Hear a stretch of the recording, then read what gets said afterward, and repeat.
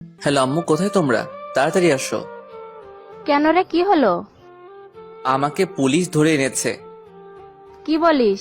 তোকে পুলিশে ধরেছে? হুম। প্লিজ তোমরা এসে আমাকে এখান থেকে নিয়ে যাও। কিন্তু তুই এখন আসিস কোথায়? থানায় আছি। ওকে, আমি আর তোর আব্বু আসছি। এই বলে ফোনটা কেটে দিল। ওই, তোর কথা বলা হলো?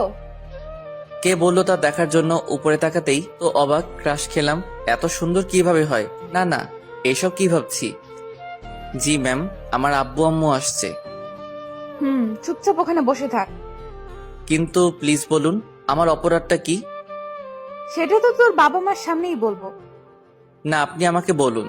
দোষ যেহেতু আমি করেছি তাই আমাকেই বলবেন। তোকে চুপ থাকতে বললাম না? কেন চুপ থাকবো আমি? যখন কোনো দোষ করিনি তাহলে কেন শুধু শুধু আমি এখানে বসে থাকবো? ও, তোকে তো আমি দাঁড়া।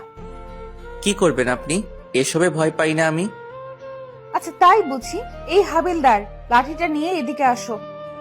কি? আমার মতো একটা পিচ্চিকে লাঠি দিয়ে মারবেন?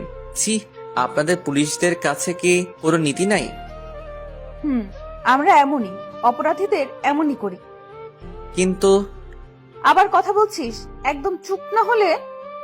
আচ্ছা ঠিক আছে। তারপর উনি আমার সামনে কাকে যেন ফোন করলেন। আমরা ওকে ধরে এনেছি, আপনারা মেয়েদেরকে নিয়ে থানায় আসুন। এই বলে ফোনটা কেটে দিল। একটু পরে আমার মা বাবা আসলো।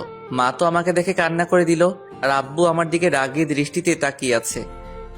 তাহলে আপনারাই ওর বাবা মা? জি, আমি ওর বাবা। আমার ছেলের অপরাধটা কি?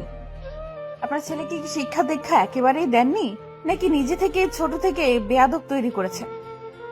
এই কথাটা শুনে আমার মাথায় রক্ত উঠে গেল। তারপরেও চুপচাপ বসে থাকলাম। কি বলতে চান আপনি?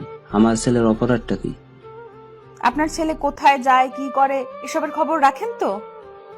দেখুন, আমরা আমাদের ছেলেকে কখনো কোনো ভুল শিক্ষা দেইনি। এখন যদি কোনো অপরাধ করে থাকে তাহলে আমাদের বলেন।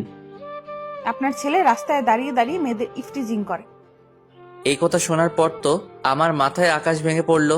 জীবনে কখনো কোনো মেয়ের দিকে তাকাইনি, আর এ বলছে আমি নাকি ইফটিজিং করি। সব মিথ্যা কথা আব্বু।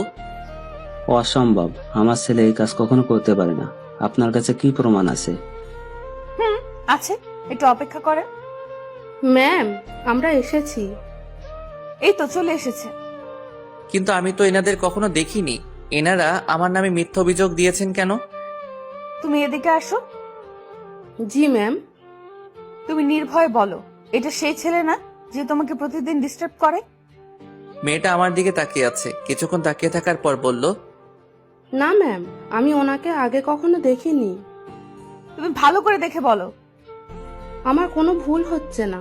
এই ভাইয়াকে তো আজকে প্রথমবার দেখছি। কি এবার চুপ করে আছেন কেন? আপনি শুধু শুধু আমাদের হয়রানি করলেন। এর জন্য আমি দুঃখিত।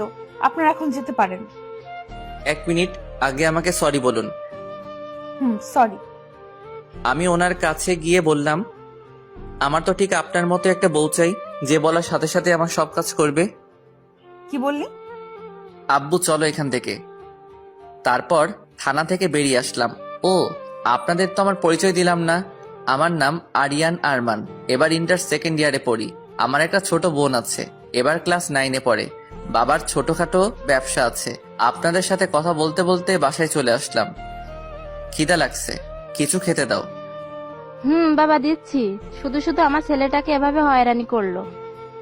মা, পুলিশদের কাজই এইরকম। আমি ফ্রেশ হয়ে আসছি। তারপর ফ্রেশ হওয়ার জন্য রুমে আসলাম। ইচ্ছে করছে